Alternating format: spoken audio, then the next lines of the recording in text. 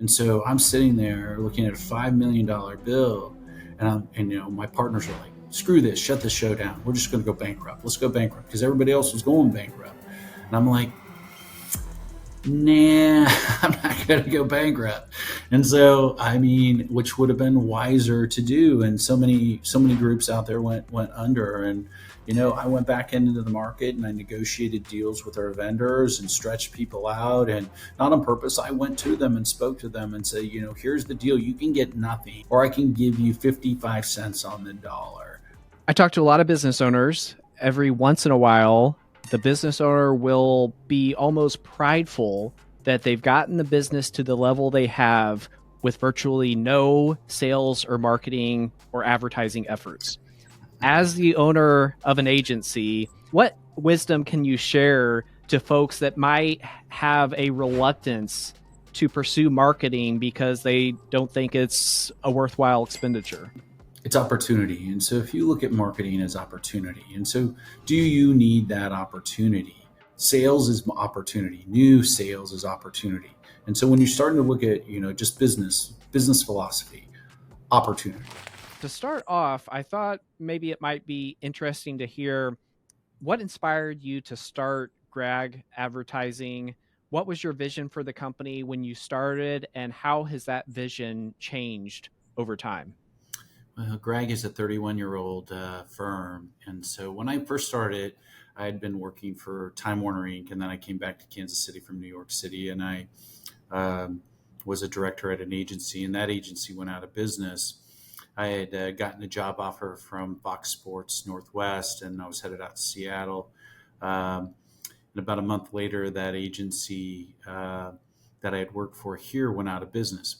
And so once I got out to Seattle, back in the old days, I had a brick phone on my backpack, and I was backpacking up Mount Si outside of Seattle, and I started getting phone calls from individuals saying that the agency had gone out of business and that they wanted me to come back, and they wanted me to help them with their marketing accounts. And so I jumped on a plane back to Kansas City and ended up with 10 accounts out of that deal, and really worked out of the basement of my house for 6 months, 7 months, looking for, hey, is this what I want to do? Or, what am I going to do here?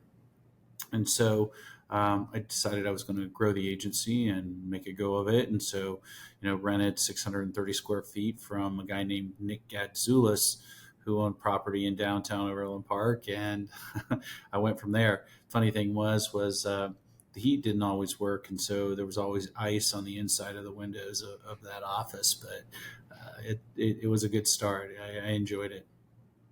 Well, Greg, I got to tell you, if you could have consulted me, I could have helped you transition your business like overnight. The big entrepreneurs, they start in their garage, not their basement. If you just would have made that small tweak. I know, I should have taken a lesson from all of the tech people out in California and started in my garage instead. But it seemed to work out. I was in my basement. I was a jack of all trades. I was, one man band, and I was writing copy. I was producing commercials, TV, radio, print. And so I was doing it all. And, then I do the accounting at night. And so I was burning 14, 15-hour days doing that during the week. And then I take the weekends off. I always took the weekends off and, enjoyed it, and, hung out and went out and partied a little bit. But always Sunday night through Friday, that was the rule.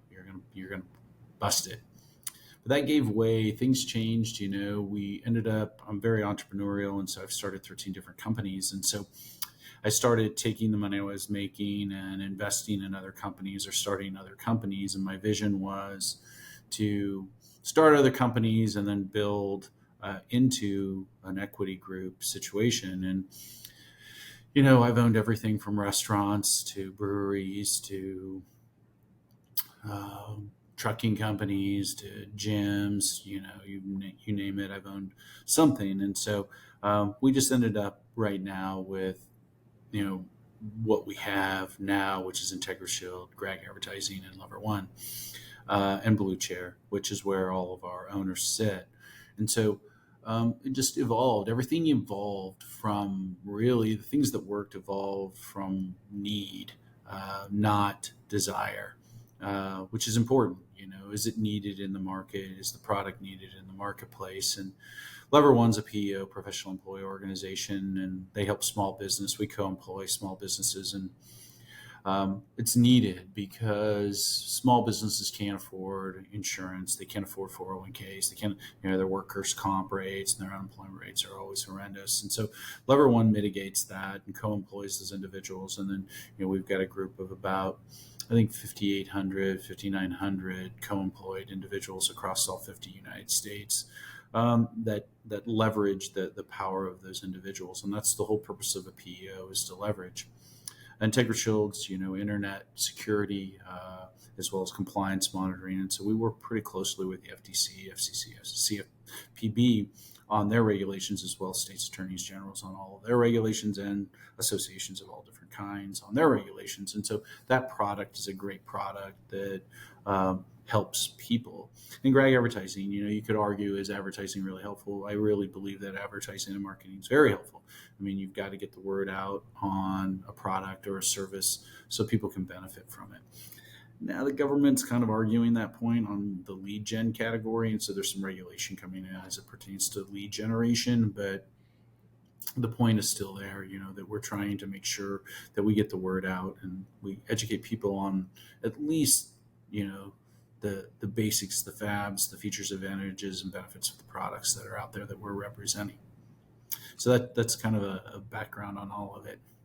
Well, Greg, I tell you what, I can tell that you took the weekends off because you only started 13 businesses. I mean, how can you feel like that's successful at all? 13, geez, I'm joking. That's amazing that you started that. It's ridiculous. I had to promise 10 years ago, I promised my partners I would not start any more businesses and focus on the core businesses, the successful businesses we had. And I owned a CrossFit gym at the time, and it was only making probably 60 grand net a year. And I closed that, and I focused on all of this. Now I own some other things on the side right now. I own a boat restoration group and a company out in California, and we restore sailboats. We'll buy an old sailboat and restore it and then sell it. So, well, I'd like to go back to something earlier that you mentioned that I think is very common with many business owners. You talked about wearing so many different hats, burning the candle at both ends. Obviously, you were able to remove yourself from the business to some degree. How are you able to do that? How are you able to uncover or decide that it was time for you to remove yourself, start putting in more managers and whatnot? Because again, I think that that's a challenge that so many business owners face. The ones that are successful perhaps continue to grow their business. The ones that aren't maybe stall. So I'd love to hear your thoughts on that. It's a good question. So I'm a big Gerber guy. The E-Myth, I don't know if you've ever read that book, but I read it before I started my businesses, and with a couple other books that I read, Business Mistakes, Shackleton. And so there were 3 or 4 books that really made an impact on me in starting the business. And in Gerber's philosophy is you got to know where you want to end. And so you start where you end. And so where do you want to be when you're 65? What do you got to do when you're 55 to get where you want to be when you're 65? What do you got to do at 45? Blah, blah, blah, down on the line. And so, and the point they made in that book as well is you'll never make any money working for yourself. If you're a one-man band, you're not going to make a ton of cash. And so, I mean, even if you're an attorney and you're billing at $500 an hour, if all you got is yourself, you're going to end up carrying the weight. And if anything happens to you, or or the environment changes or the industry changes, you're going to be stuck. And so diversification as well as delegation is the key. And pushing things down and not thinking that you're the cat's meow. And so many business owners think that things can't survive without them. And that's a bunch of garbage. Things will survive without you. You build process and procedures. You put those in place. You manage what you expect. Inspect what you expect is the rule. And you manage that way. Like right now, I get KPIs on all my reports on Fridays. I look at them over the weekend. Sunday morning, have my coffee while my wife's sleeping and looking at reports for 2 or 3 hours before everybody gets up. And and then I show up Monday and have meetings with all those individuals. I'm versed on what's going on, and I know where it's going. So you manage it. You don't do it. And so many owners, so many entrepreneurs get caught in this. I've got to do it. I am part of the process. I am in there doing it, and you'll never get there. You'll never get rich that way. The way you get rich, if that's what your goal is, or the way you build an empire, is delegation and pushing down and holding people accountable and having them agree. I don't make one plan. I don't do any plans. All the people that work here do the planning. And I do that on purpose, because if it's my plan and I give it to them, then they have a hard time meeting that expectation. But if I say, this is your deal, here, you tell me what your plan is, and you tell me how you're going to get there, and you tell me when you're going to get there, and you tell me how much money you're going to make, and you tell me what products you're going to develop, and I just let them go. So part of that deal, pushing down, is empowering other people to take charge. I mean, because some people want to take charge, and you're always going to run into those people that don't know how to take charge for one reason or another. They can't do it. They don't have the capacity to do it. But you'll find a large chunk of the population has that capacity or has that want. And if you give them the resources to get there, which is a Shackleton statement, they'll get there. Where people also go wrong is they sometimes sabotage. Owners and entrepreneurs sabotage other people. They don't want them to be better or smarter or stronger than they are, and that's another mistake. I mean, you're only as good as your stable. And if you can't put people in there that are super strong and smarter than you, and bring more to the table than you can bring to the table, you'll never get there. Surround yourself with great people, the greatest people you can afford. And as a small business owner, you can't always afford the greatest people, and so you have to look for those opportunities. You have to look for the right people, and if you keep working on it, you'll find them. I've gone through a lot of people, unfortunately, and so it's important to realize that there are people out there that care and that want to succeed, and they don't have the tools or they don't have the resources. But if you give them those tools and those resources and say, okay, write your own plan, tell me where you're going to be, I may adjust it a little bit and give you direction, but you're free to run now. I'm going to get out of your way. Run and report to me weekly on what you're doing and how you're doing it, and where your revenue is and what your product development is, and let me know. And I found that succeeds the most by empowering those people and giving them that opportunity. Eric Brune, who is the CEO of Lever One, she started with me as an operations manager at Gragg. And now she sits on top of that organization. There's 50 plus people there. Their revenue is $300 million. And so I gave her the tools. Same with Daryl. Daryl's sitting on top of a $25 million agency, and he built his team. He did what I asked him to do, and I gave him direction, and he took it from there and built it and continues to manage that day to day. Now I'm really teaching each of those CEOs to elevate themselves. How do they escape the day to day pressure? And that's, they're all trying to get there. Now I'm working on my CIO now and the president of IntegraShield to do the same. I need them to elevate. But Daryl and Erica embraced it. And they, I said, when you're ready to take the CEO title, take it. Erica took it immediately. And then it took Daryl a while. I had to go back to him and say, well, what the hell, dude? I just gave you the right to take the CEO title and bounce me out, and force me out, and take it. And so he did. He took it, hired a president, and moved forward. And IntegraShield's not quite there yet, and so I'm waiting for that opportunity as well, as to grow her. And then my CIO, I had a conversation with him this year, and he's an owner, and I'm like, dude, just hire the people. Hire the people. This will survive without you. In fact, we want it to survive without you. That's when you've been successful. Because as an entrepreneur, what do you want to do? Do you want to work your whole life grinding at 15 hours a day? Hell no, that's crazy. You can't do it. That's not sustainable. It's not sustainable. You will burn yourself out. And so, get to the point where you can work, on projects that you want to work on. You're still probably working, if you want to work 30 hours a week, you can do it. I don't work 30 hours a week. I work probably 50 to 60 hours a week, but that's me. That's my animal. That's the stripes I have. I like to do it. And so, I gave him that power where I'm like, look, you don't want to work 50, 60 hours a week on this. You want to bring people in that can do the job better than you can do it. And you want to educate yourself, and then you want to manage, and you want to educate yourself, and then push the rest of that team to educate themselves to get where they want to go. And that's a long, statement to your question. Well, I think that's great. It's a great answer. One thing it made me think of was the concept of, if an idea is brought to you that is perhaps 90% as effective as it could, you have the potential as the manager to try to move that from 90% to 95%. But also, you got to think about, though, what the motivation will be by the person that brought you that. If you try to make all these changes, then motivation drops from 100% maybe down to 50%, and you're getting an inferior output. I think what you're talking about there really is a summary of that concept, if you will.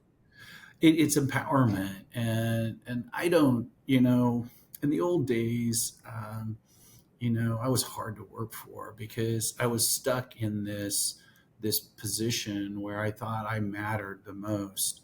And when you realize that you don't matter the most, and you're not the smartest, and you're not the brightest, that other people have good ideas, and that if you can empower them, they'll run harder for you than you making them run.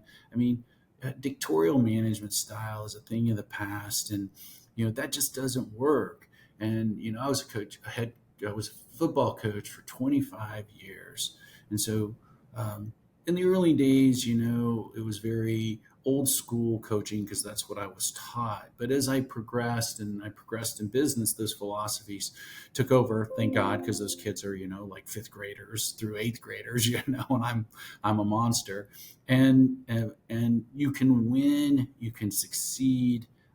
By empowering people and by motivating them. Now, does that mean that you go way to the other side? No, you have to hold people accountable. You say, what is your goal? What do you want? What do you want out of this deal? They tell you what they want, and you say, okay, I agree with that. Here's what I want. And so we need to both have skin in this game. And so can you design something that meets what we both want? And then they go off and develop it, right? I didn't tell them what to do. I didn't do their budget, and I have this conversation with them all the time, and they're like, hey, can we do this? And I'm like, is it sure? Is it in your plan? Do you have a vision? Is it well thought out? Have you looked at all the options? And all I want them to do is twist it like a Rubik's Cube and figure it out. Twist it around, look at it, do the analytics on it, do the analysis, and then write a plan. And if you do that for me, I'm like, run like the wind, because I ran so hard. I ran and failed so many damn times that, and I learned so much. And, thankfully, a little bit of luck and persistence played out. And, I was successful in, four of the ventures, what I started. The rest of them shut down or failed, and I've lost more money than you could probably count. Well, you brought up two themes that we often talk about on the show. And before I go on, is there any way you could silence the mail notifications? Oh, If you can, it's no big deal. let me see. You know what I can do? I'm just going to turn all that off. Close that program.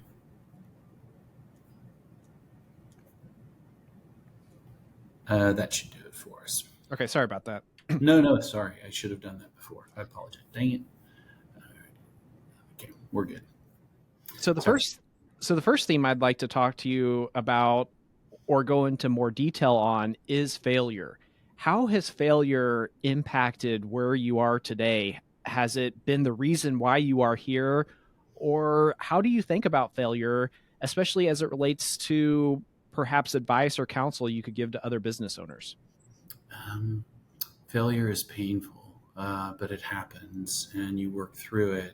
So resilience is stronger than failure. And so if you have a greater resilience to get back up once you've been knocked down and move forward, um, then you win. You can win. Where people go wrong is they fail once and they're like, okay, I tried this and I'm no good at it and I'm going to give up. I was a collegiate athlete. I rowed in a boat. Um, and I worked my way up and worked hard to get into that varsity boat and get in that boat and row. And that persistence of not giving up and literally pushing yourself to the limit of what you're capable of, beyond what your mind thinks you're capable of doing, is critical. Um, Pushing harder, trying more, or looking at it from a different angle, or figuring out why you failed and not making that mistake again, which is the same rule I have around here. These CEOs and presidents, I'm like, you can make a mistake, just learn from it and don't make it again. And I mean, we've probably made mistakes that cost us $5 million, tell told. But it's all part of the process. You just have to be able to weather the failure.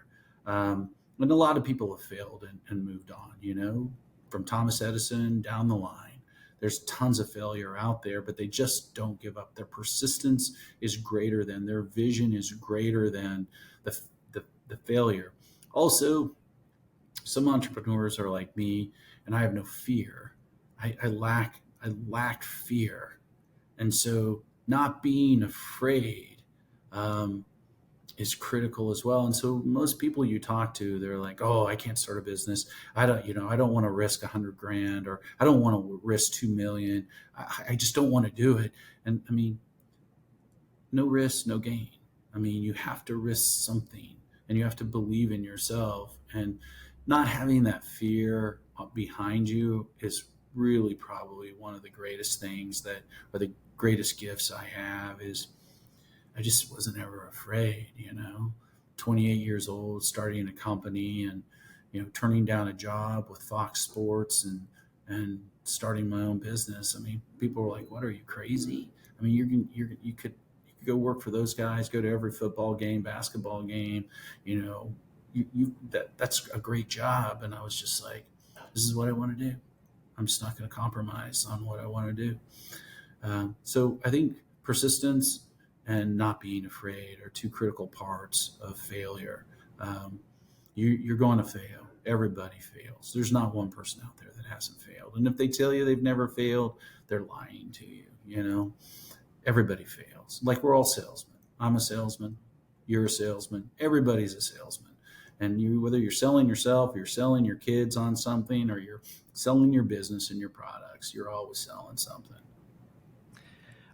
I couldn't agree more. Oftentimes, I'll talk to other folks that are wanting to buy a business because that seems like the next best path for their career or their lives or whatever. And ultimately, we get to the topic of risk tolerance. A lot of times, they'll tell me, "I'm really nervous about this," or "I'm really nervous about that." Immediately in my head, I think to myself, when it comes down to it, when they have to sign on the dotted line, are they going to be willing to do it? Mm-hmm. My thinking about myself, how I've responded in those situations, sometimes I wonder, do I have no fear, or do I evaluate risk differently than those folks? Now, I know you mentioned that you have no fear, but do you also think it might be this concept, you just have a different way of evaluating risk so it doesn't feel as risky to you?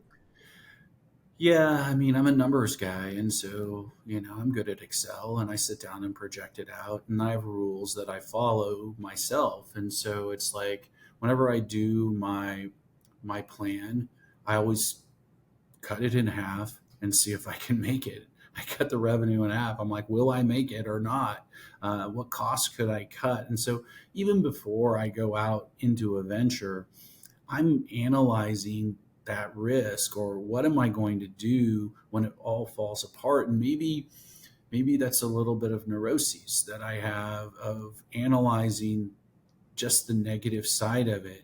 But I guess my feeling is, and why I have no fear is, if I can do that, and I can show that the business can float even with half of the revenue that's coming in. And granted, you're going to make cuts and you're going to make hard decisions, which I've done before, right? And so I've gotten into those situations and I'm like, okay, I know what to do now. I know I need to cut this, and this, and I need to look at sales, or I need to look at operations, or I need to look at the product itself. Is the product gone bad? And so you jump into this crisis manager mode that you've already pre-planned in your brain. And maybe you're right. Maybe that's why I have no fear, because I've already gone through, and there's no way you can count for every scenario, right? You can't account for everything that can go wrong, but you can account for some of it, and then you can manage it. Any business to a degree can survive downturn if you know how to manage it, or you know how to react to it. And where most entrepreneurs fail is they refuse to react to the downturn. So things aren't going well, and they're like, okay, things are going to improve, things are going to improve, things are going to improve, and then all of a sudden it crashes, right? It never improves. And so change and innovation has to be part of that. And so you build that into your model that, okay, if things go wrong, then we're going to change it, and I'm not going to wait.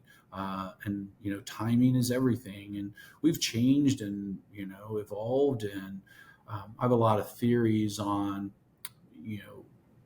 product or business growth models. Most businesses have this exponential growth rate that goes to the roof. They mature and then they fall off and die. That's true of every business. But there's a piece of that. There's another curve that you can put on top of it, which is called the innovation curve. And so if you're constantly innovating that business, you tighten that growth curve and pull it back to the growth model. But you're always going to have to be improving your product, or adding a product, or adding another service to your entity, and evolving that. Like AI right now. I mean, AI is so incredible, and people that aren't adopting AI right now, they're missing the boat. I mean, unbelievable opportunities here. And so, I mean, we're looking at it and going, okay, how can we cut 80 hours down to 10 hours? And it's possible. We can do it. You just have to be willing to do it. You have to be willing to innovate and put a little more energy in it. And if you're in a position to do it, and this is another thing, it's time and money. Either you're spending time or you're spending money as an entrepreneur. And so is it your time that you're going to have to invest in that innovation to make that company grow? Or are you going to spend the money on the people that can help you get there? And spend the money on the people is what I say. I wouldn't disagree. Separately, you've brought up concepts of hard work and luck. As you think about your own career, as you think about what other business owners might need to hear, what are your views on the interplay between hard work and luck? I'll tell you, some folks say it's all hard work. Some folks say it's all luck. Some folks say that's a stupid question, Nick. I want to get on with my day and run my business. What are your thoughts on the interplay between those two concepts? I think, opportunists. Good entrepreneurs are opportunists, and they keep their eye on the market, and they have a sense. And I have a sense sometimes. I get a sense that and it's a reality of situation. If things are downturn and things aren't going well, I think about it, and I think of options, and I've already thought about it, and I know what to do.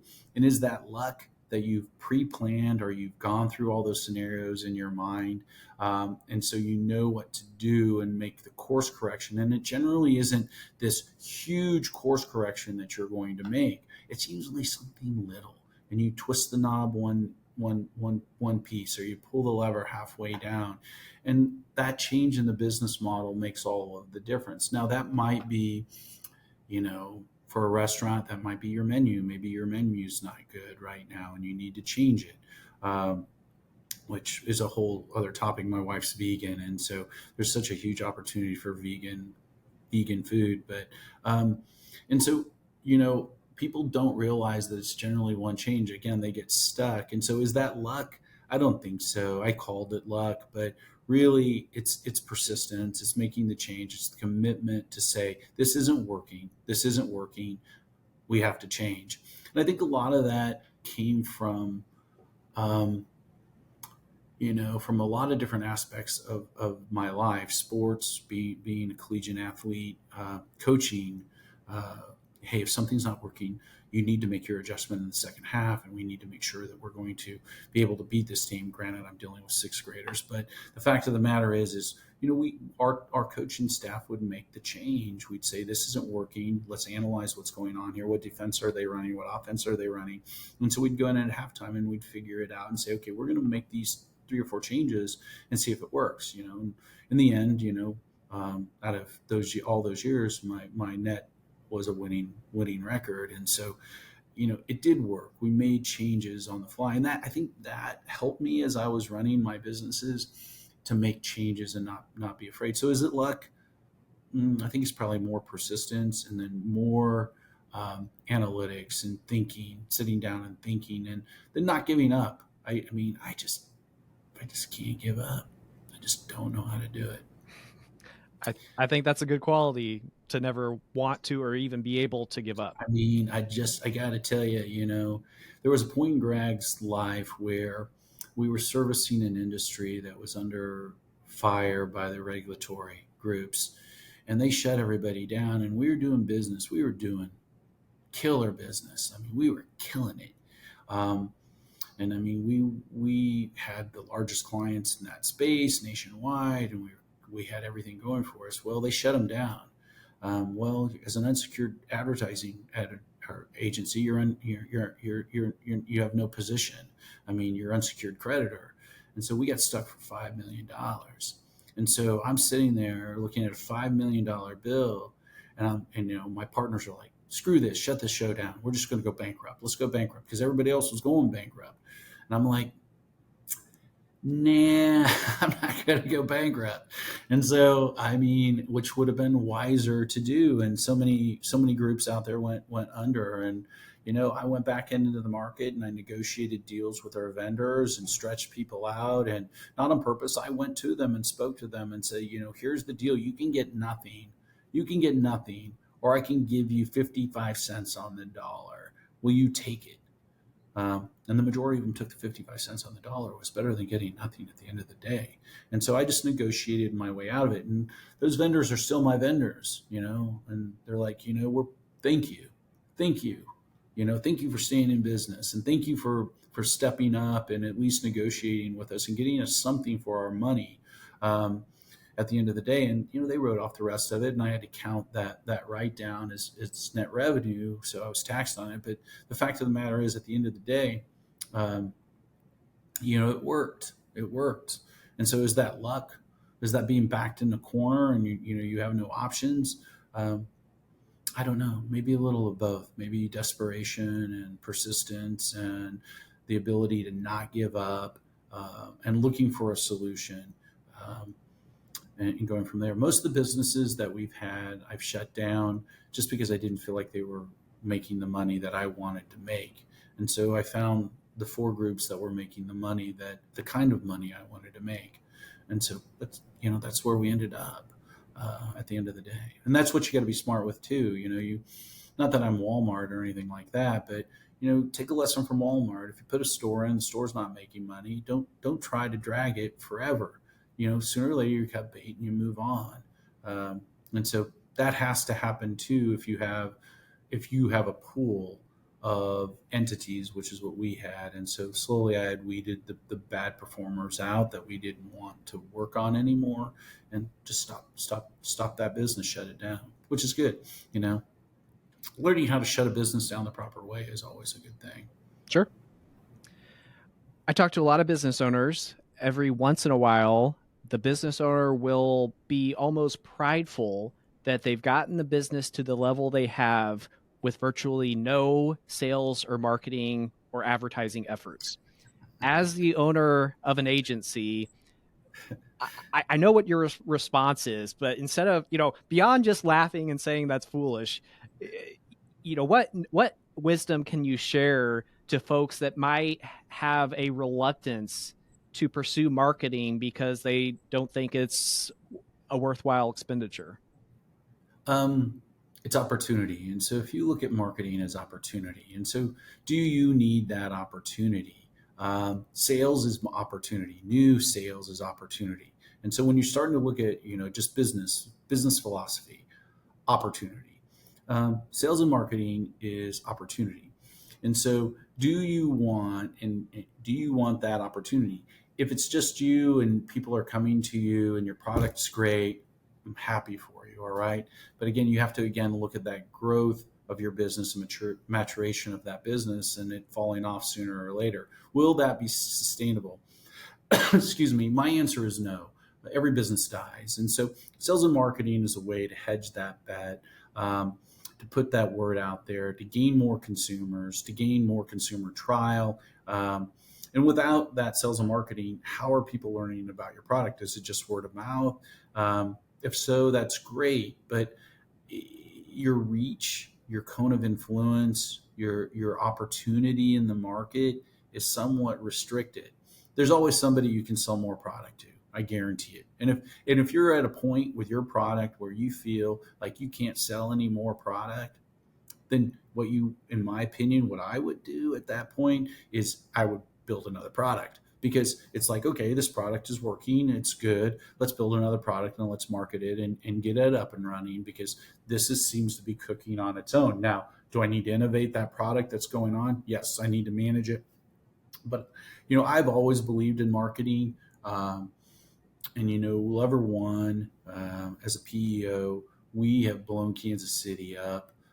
We own this market as a PEO, and so it's one of those situations where we did it through Erica getting out, shaking hands, being part of groups, you know, getting herself involved, introducing herself, working her rear off, going out there and pushing. In addition, we ran a ton of public relations. I mean, we were writing content and writing articles and still do today, social media, email campaigns.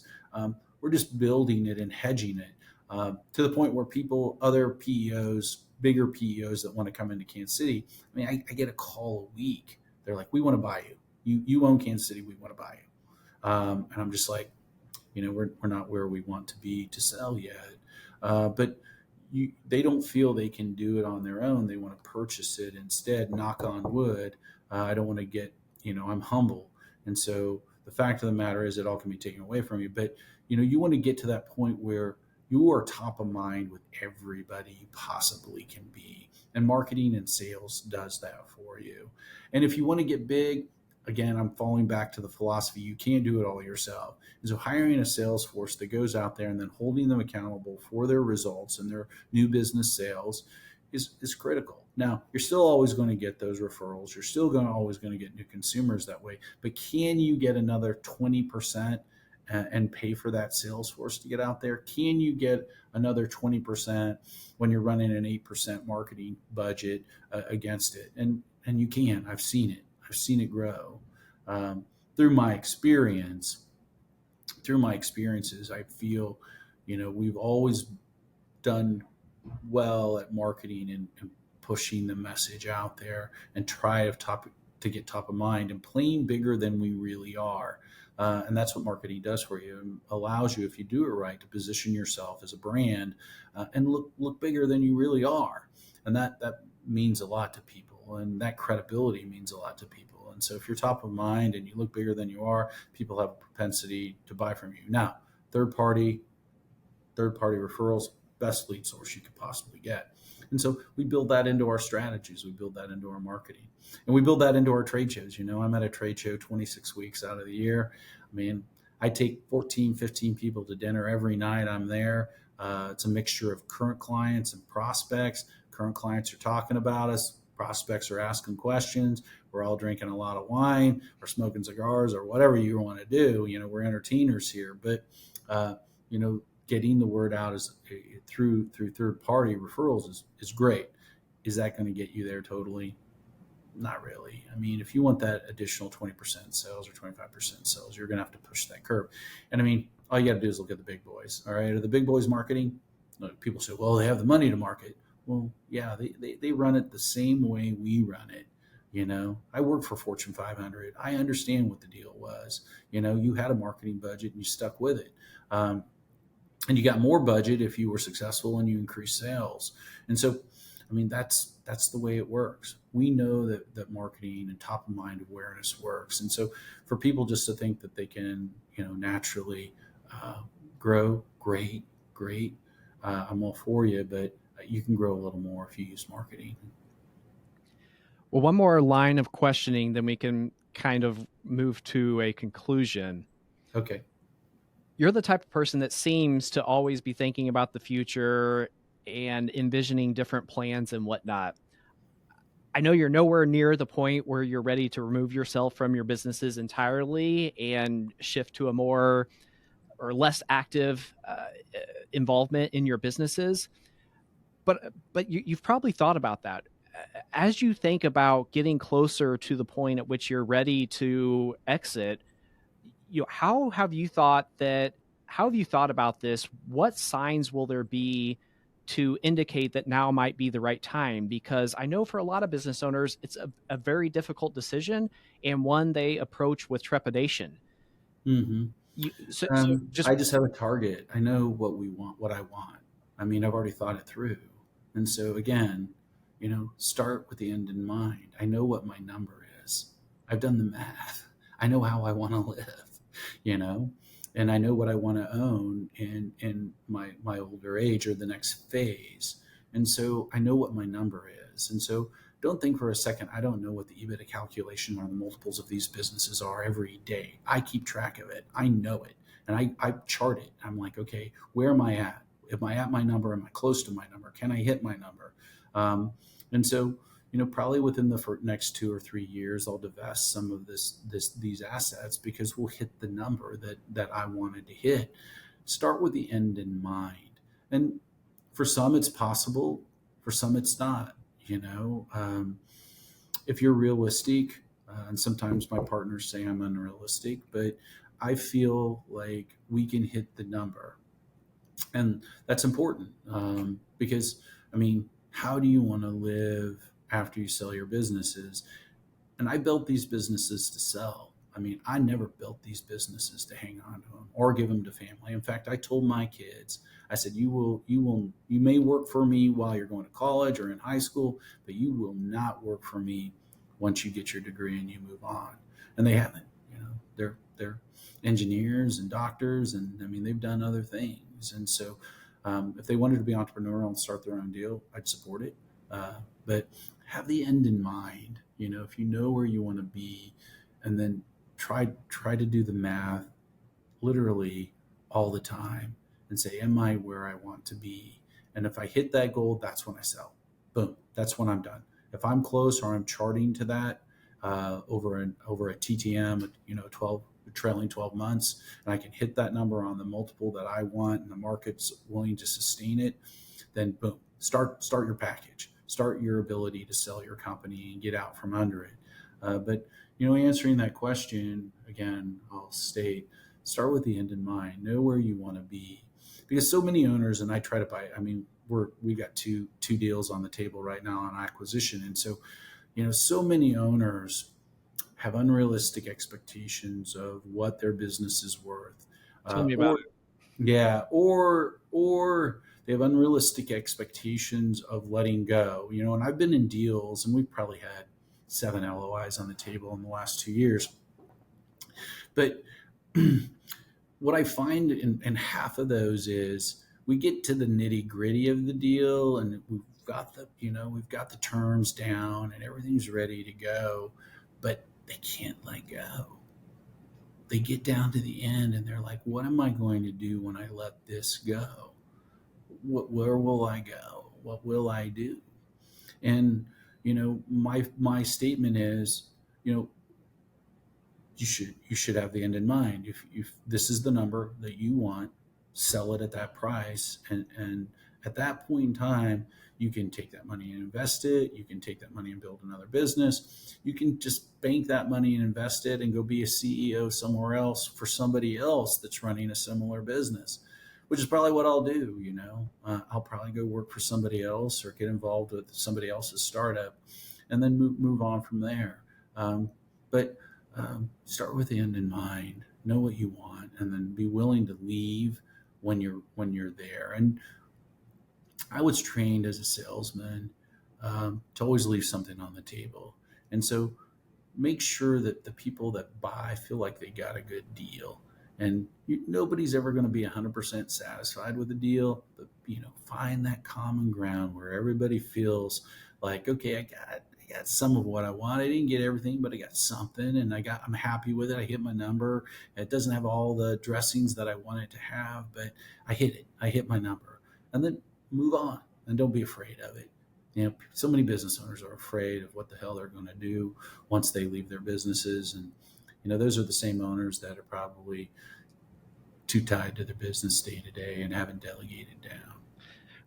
Regarding negotiations, I've heard it a little bit differently. The way I've heard it is, if both parties don't feel like they got a little bit screwed, then it wasn't a good negotiation. But Yeah, I like the way you phrased it a little bit better, a little yeah, bit more positive. yeah, yeah. I try to keep it positive. I try to make sure that we feel good. You're never going to feel great, but don't let great get in the way of good.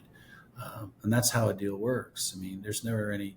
I've been a part of so many deals that have broken down, and it's lucky if you can get a deal across the line. In my opinion, it takes a lot of hard work and negotiation and persistence and compromise. And so, if you can get it across the line, great, which I've done before, but I've failed more than I've succeeded, quite frankly. Well, as we move into the conclusion, not trying to imply that I will ever achieve the level of success that you have or anything along those lines, but some of the topics you talked about, specifically about empowerment and persistence, it's oddly familiar to the four pillars that are within our name. It's relationships as a cornerstone for success, servant leadership, which is a lot about removing the obstacles so that your team can be successful, not about making yourself successful, challenge the status quo, and then the last one is persistence or perseverance. So That's again, it. as you were talking about these, it was just oddly familiar to a lot of the principles that myself and my partner hold ourselves to and what we want to hold our firm to. Yeah, you would say it's not really all that difficult, but it is. At the end of the day, those four pillars are critical, and you would like to think that you could achieve all of them, succinctly and together, but it doesn't always work that way with people. I try to live by those. I mean, I try to be humble in my approach. Um, and I think that plays a role too. Humility and the being able to look at yourself and say, you know what, I'm not the greatest thing since sliced bread. I really not. I work hard, and I'm pretty smart, but there are other people smarter than me, and other people that can help me get where I want to go at the end of the day. Well, Greg, really appreciate your time. Yeah, I thank you. always feel like a conversation with you makes me energized about future prospects and views the world a little bit differently. I really think that reaction is the mark of somebody that gets it. And even if that doesn't translate to billions of dollars, I know that you're going to be happy. I know that you are happy with where you are in life, knowing that you want to push a little bit harder, you want to push a little bit longer, but that you're not letting business get in the way of happiness. You're not letting business get in the way of family. Similar boat, and I just applaud you for that, and really appreciate your viewpoints. Yeah, thank you for having me. I really appreciate your time, and I enjoyed the conversation. All right, thanks. Thanks.